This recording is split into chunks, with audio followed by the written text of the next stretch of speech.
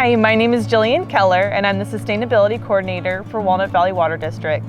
Today we'll be highlighting the PWAG Conservation and Education Team's Sustainability Spotlight. We'll start off with the California Native Garden Tour with our resident Robin Smith. Robin, do you want to tell us about what we're going to learn today? Thank you, Jillian. It's so glad to be here. I'm Robin Smith and I live in the city of Diamond Bar, and we're located in the Puente Hills. We're on a slope that's behind my yard. It turns into a canyon and it's covered with natural vegetation. And today we're going to look at my garden that I planted in our backyard that coordinates with this natural plant community. So the best thing to remember when you plant a native garden is to start with the natives that are natural to your area for many years. And in this garden, we have a coastal sage scrub plant community. And those are companion plants that all work together. This is pitcher sage. This is one of the members of the coastal sage scrub plant community. Pitcher sage is one of the most fragrant and beautiful sages in the plant community. It is a wonderful edible plant. It has a very sweet fragrance and hummingbirds just love it. And here we have a penstemon. A penstemon is wild snapdragon. And this is Showy Penstemon. This is part of the coastal sage scrub plant community. This is going to be about 4 feet tall and have these gorgeous bright pink and purple blossoms that the hummingbirds can get inside to pollinate. Okay, and this is another penstemon. It's called Firecracker eatonii. It's a super attractive plant for hummingbirds, as you can guess, with the beautiful red trumpets. And these trumpets fit the hummingbird beaks perfectly. This is another drought-tolerant wild snapdragon that's just really a great winner in the garden. And here's Foothill Penstemon. This is also a member of the same community. This is Margarita bop, the species of it. It's a cultivar. This is going to be covered with these beautiful blue and purple blossoms here. Okay, this is Encelia farinosa. It's one of the 57 native sunflowers we have in California. This is a really easy plant to have in the garden. It loves heat, it loves sun, it loves very little water. You don't have to water it after it's established, and it's a fabulous pollinator plant. Okay, this is another native sunflower, Baja sunflower, and it is fire ready. That means this plant is actually created to resist fire. So when you have shrubbery like we have in the garden here, most of the plants here are fire-ready plants. So I have to say this is Chuparosa. It's called hummingbird bush.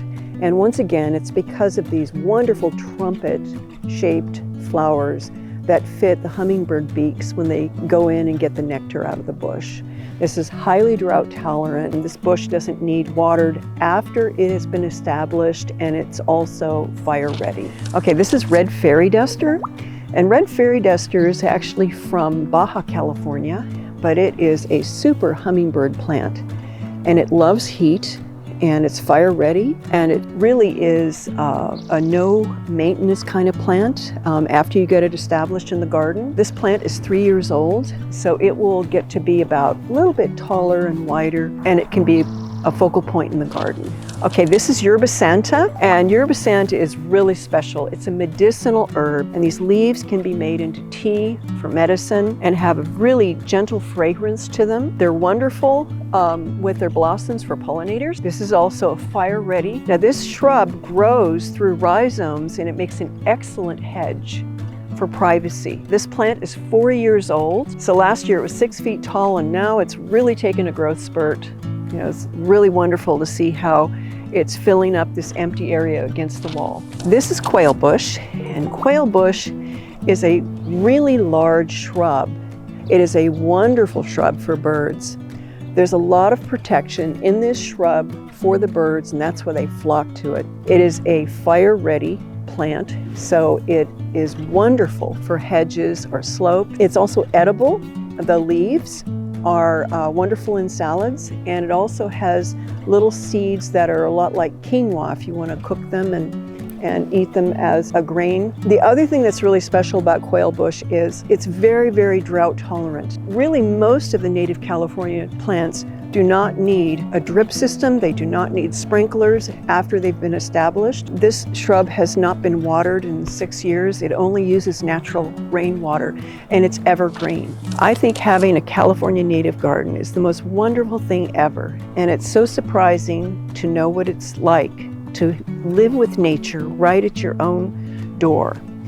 And I walk through my garden almost every day in the springtime, and I gather a bouquet of all these amazing plants. And I'm going to gather some of this to be part of my bouquet. And as I walk through the garden, I have some wildflowers here. This is Chia Sage. Chia Sage is an annual plant, and it just shows up every year. I do not plant it, so it's a fun volunteer. This is another sage called Pozo blue sage.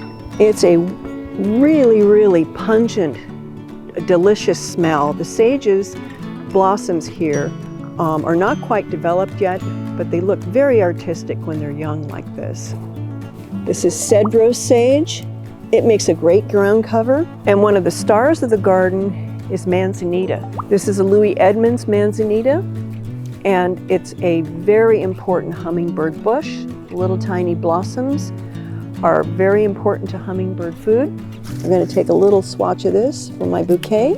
And how about some sunflowers, Encelia farinosa? So my native bouquet is quite a bit different than what we'd buy in the store. The fragrance is just amazing. And to know that this garden can support birds and butterflies and pollinators without any pesticides, any sprays, any additional inputs at all is a good feeling. It can really change the atmosphere of your land, so the smell and the texture of the air is fresher. The fun thing about natives is they actually create their own moisture. So the root system of the plants go down deep, and they pull up the water under the soil all by themselves.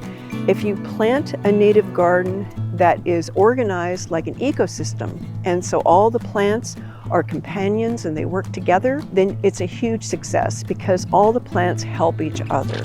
Okay, I want to thank you for joining me today in our California native garden. It's called Conejo Ridge, and we're in the city of Diamond Bar. I really hope you'll think about planting natives in an ecosystem pattern on your property. It's the most wonderful thing to do, and you get to live with this beauty and nature every day walking out your door. Thank you for joining us today on the Conservation and Education Team Sustainability Spotlight. To learn more about PWAG SET and our other programs, and to stay tuned for more sustainability spotlights, please visit our website at pwagset.org.